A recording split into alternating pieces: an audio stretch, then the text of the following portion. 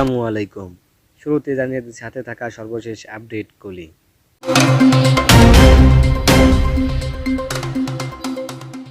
সড়কে কমছে না মৃত্যুর মিছিল, বললেন জিএম কাদের।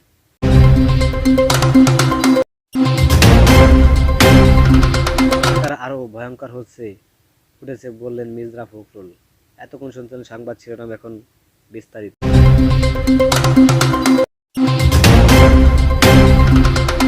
সড়কে কমছে না মৃত্যুর মিছিল, বললেন জিএম কাদের।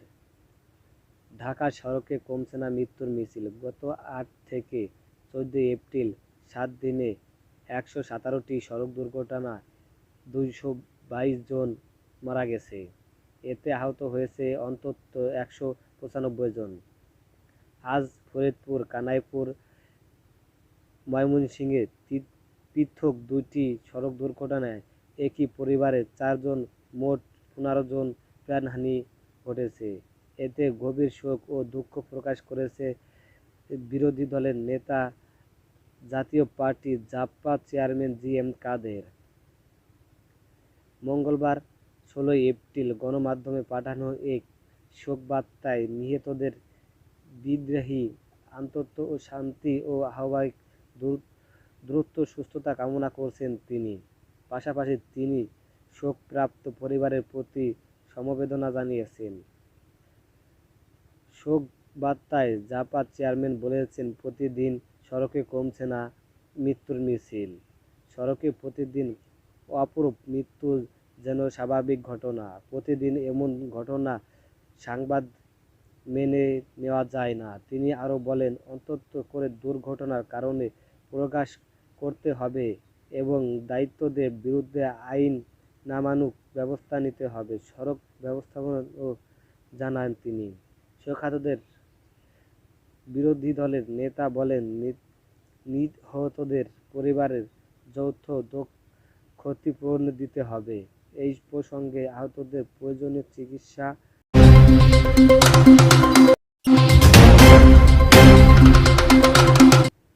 ঢাকা দেশের আইন শাসক অভাবে নিরাপত্তা মানুষের সরকারের নিপীড়িতে শিকার হচ্ছে বলে অভিযোগ করেছেন বিএনপির মহাসচিব মির্জা ফখরুল ইসলাম আলমগীর।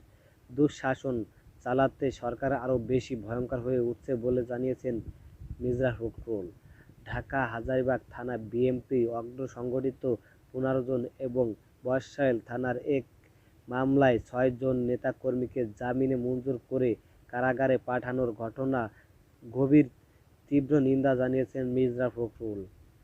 মঙ্গলবার ১৬ এপ্রিল এক বিতর্কিত তিনি এসব উল্লেখ করে বলেছেন। মির্জা ফখরুল বলেন, ৭ জানুয়ারি আওয়ামী লীগের ড্রামিং সরকার ন্যায্য ও বাকশালী শাসক প্রতিষ্ঠানের মাধ্যমে তিনি অধ্যাপক ও ক্ষমতা তাদের পাকারুক্ত করেছেন। দেশের ব্যাপক বিএনপি সহ বিরোধী দলের নেতাকর্মীদের উপর জুলুম ও নির্যাতন করে চালিয়েছেন। সেদিকে ধারাবাহিকতা মিথ্যা মামলা ন্যায়ভায়ক ও সাজানোপ্রাপ্ত সরকার মহানগর ও দক্ষিণ বিএনপির সদস্য আবুল খায়ের লিটন, হাজারীবাগ থানার বিএনপির সাবেক সভাপতি মুজিবুর রহমান মঞ্জু, ২২ নভেম্বর ওয়ার্ড বিএনপি সভাপতি নুরুল হক আরজু, সংগঠিত সম্পাদক জাহাঙ্গীর হোসেন, সাধারণ সম্পাদক ইসলাম উদ্দিন, হাজারবাগ থানার যুগ্ম সাধারণ সম্পাদক আলমগীর হোসেন, সাবেক সিনিয়র যুগ্ম সাধারণ সম্পাদক মোহাম্মদ